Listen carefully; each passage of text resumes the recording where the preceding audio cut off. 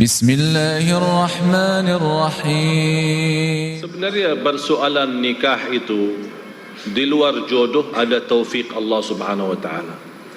Tidak semua bisa mempunyai istilahnya hidup bahagia, tapi di samping itu memiliki istri lebih daripada satu. Itu menurut saya orang yang bisa membina keluarganya semua, itu sesungguhnya itu taufik dari Allah Subhanahu wa taala.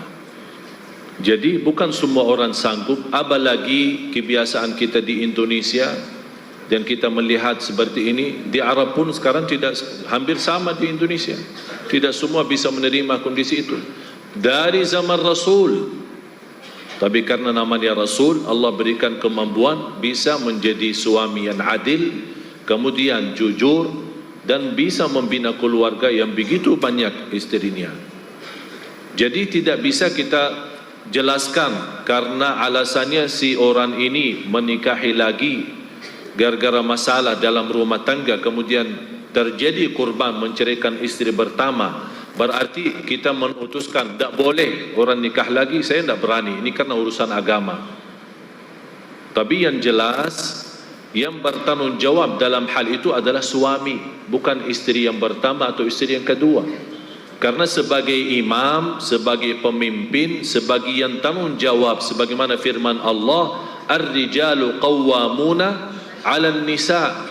Kalau dia sudah menikahi lagi dan dia sudah memiliki istri yang sudah mencukupi segala kebutuhannya, segala keperluannya, tapi dia mengambil resiko nikah lagi, kemudian menjadi masalah-masalah, tak bisa kita salahin A atau B selain suami, karena dia sendiri yang mengambil arah, yang mengambil risikonya sendiri, dan dia akan bertanggung jawab.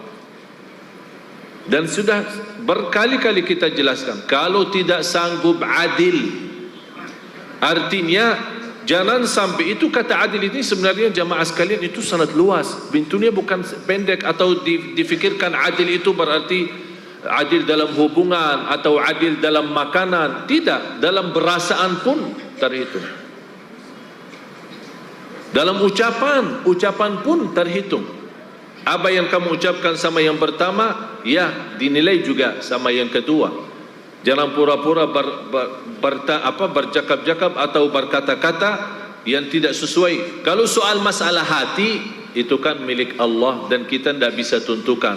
Ya bisa jadi hati memiliki istri pertama dan bisa jadi istri yang kedua. Sebagaimana Rasulullah SAW begitu sama Siti Khadijah, yang mencintai Khadijah radhiyallahu anha.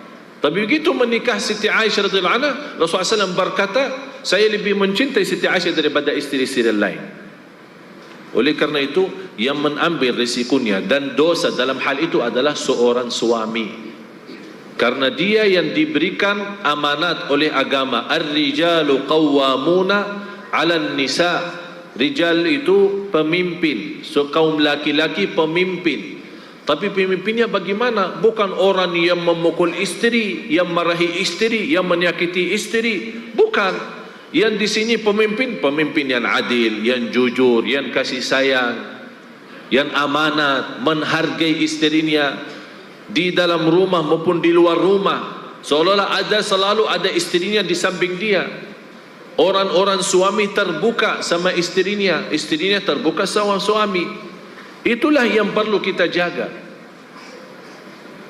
Dan setahu saya, setiap rumah yang benar-benar sakinah, mawaddah, rahmah dan dimendirikan dalam agama sesuai apa yang ditentukan oleh Allah dan Rasulnya, tidak akan bisa jadi masalah soal poligami atau nikah lagi. Tidak akan bisa menjadi masalah. Tapi yang menjadi masalah risikonya apa? Karena rumah tangga itu tidak dimendirikan dengan agama yang benar. Banyak kacau. Mungkin ada istrinya Masya Allah salih luar biasa, tapi suaminya malah jauh dari agama. Akhirnya suaminya berfikir mau nikah lagi, ya pasti timbul masalah. Karena dia sama istri pertama aja tidak adil, apalagi mau nambah lagi. Nah, itu yang harus difikirkan. Kita di sini bukan masalah. Memang Islam membolehkan seorang laki punya 4, tapi sebelum memfikirkan punya 4, syaratannya sangat sulit dan syaratannya banyak. Sebelum anda berfikir mau nikah 1, 2, 3 atau 4, harus belajari bagaimana persyaratannya sebelum masuk dalam hal-hal yang akan ditanggungjawabkan nanti di hadapan Allah. Dan bisa jadi orang itu tidak masuk surga karena dia berlaku sesuatu yang tidak benar sama istrinya. Jadi bahaya sebenarnya, bukan masalah gampang mengambil keputusan. Orang-orang selalu kita mendengar orang-orang berkata Islam membenarkan, Islam membenarkan, Islam membolehkan. Tapi sebelum membolehkan,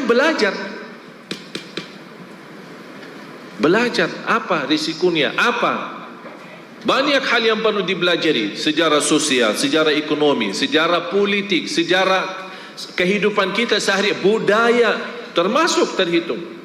Dan kalau kita kembali lihat istri Rasulullah SAW, bagaimana Rasulullah SAW sampai memiliki istri 11. Kalau saya melihat dalam sejarah, semua istri Rasulullah SAW dinikahkan karena kemaslahatan. Ada alasannya sosial, ada alasannya budaya, ada alasan macam-macam.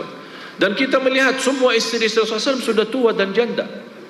Satu-satunya yang gadis hanya Siti Aisyah radhiyallahu anha. Tidak ada lagi. Malah Rasulullah SAW habis Siti Khadijah menikah dengan Siti Saudah radhiyallahu anha, yang menjadi istri yang kedua sesudah meninggal Siti Khadijah 2 tahun. Dan Siti Saudah waktu Rasul usia 52, Siti Saudah 82. Jadi banyak yang kita harus fikirkan. Oleh kerana itu seorang suami bertakwa kepada Allah Subhanahu wa taala. Dan mohon maaf jamaah sekalian, banyak yang kami terima bersoalan dalam rumah tangga itu, dan saya melihat karena banyak masalah dalam rumah tangga karena jauh dari agama yang benar. Bukan pura-pura beragama. Ada orang pura-pura beragama, jadi dikenal sama orang, oh ini orang Masya Allah. Tapi yang lebih tahu, oleh kerana itu kata Rasulullah SAW, kalau anda mau tahu sifatnya seorang sebenarnya, mau tahu jujurnya orang, mau tahu akhlaknya seorang, tanya siapa? Tanya istri.